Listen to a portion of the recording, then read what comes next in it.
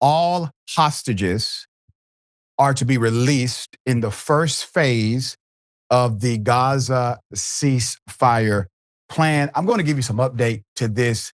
Here it is. So we look forward to welcoming the hostages, like you can't believe, home to their families, and that'll take place early next week. We hope Monday or Tuesday. All right, I'll put it up full mass. Let me give you the background. Israel's security cabinet is meeting to vote on the first phase of this U.S. brokered ceasefire plan, to be followed by a full cabinet vote. That decision is happening today. That's the expectation of the decision. Details of the plan show the deal between Israel and Hamas would allow for the release of all hostages in Gaza, Israeli withdrawal to an agreed point, and the release of some Palestinian prisoners. A ceasefire will take effect immediately following the Israeli government's approval, according to officials. A senior Hamas official said a, quote, formal declaration ending the war in Gaza must be made before hostages are released. U.S. President Donald Trump said the hostages are likely to be released early next week, and he is still aiming to travel the region. An Israeli official told CNN that the security cabinet has begun meeting to vote on the ceasefire agreement. Prime Minister Benjamin Netanyahu is then expected to chair a full government meeting to approve it. Now, before I continue, they're making this seem like some kind of, battle, war. Ceasefire typically would mean that. The inequity in your power distribution here cannot be more pronounced. So while they will claim a formal declaration to end the war has to be made about Gaza, understand they're not at war with Gaza, strip of land. They're not at war with Palestinians, according to the official war document. They were at war with Hamas. But instead of killing who they are at war with, they killed a bunch of children on the property or territory known as Gaza. So let's keep that in the center here while they're utilizing war terms as if two nations were actually at war, when that's not the case. They were never at war, allegedly, with the Palestinians. They just killed them, okay? All right. When the ceasefire begins, Israeli troops will pull back to the agreed lines. The clock will also start ticking on a 24-hour window during which petitions objecting to the deal can be submitted to the Israeli High Court.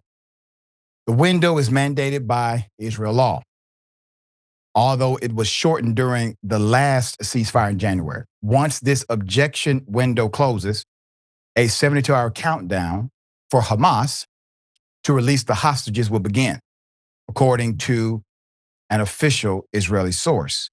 The assumption is that hostages will be released before the 72 hours pass. Under the plan, all the living hostages, believed to number at least 20, are said to be released together without any ceremony. The remains of deceased hostages must also be returned during that period. This means that if the Israeli government indeed approves the plan on Thursday, the hostages should be back in Israel by Sunday evening or on Monday.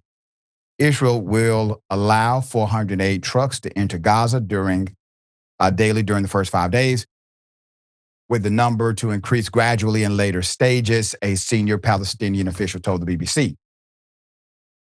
Hamas confirmed that the agreement included an Israeli withdrawal from parts of Gaza and the entry of aid into the Palestinian territory. It called the U.S. President Donald Trump. It called on the president to ensure Israel complies. In a video released by the Hostage and Missing Families Forum, Trump called the families of hostages, promising that their loved ones would be back, I think, by Monday. Here it is.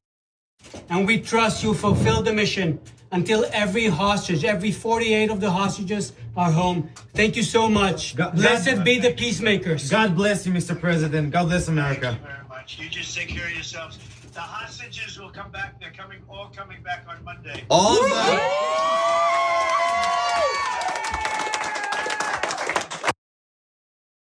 Man, for the sake of those families and the hostages, obviously, let's hope that Donald Trump is telling the truth this time. Here's the challenge you have. The people, the families who want their loved ones to come home, the hostages who have been suffering under this kind of regime, this empire. They're not as concerned about partisan politics as some of us would be. They're concerned about getting their loved one home. The loved one is concerned about getting home. I can understand that. We can all understand that.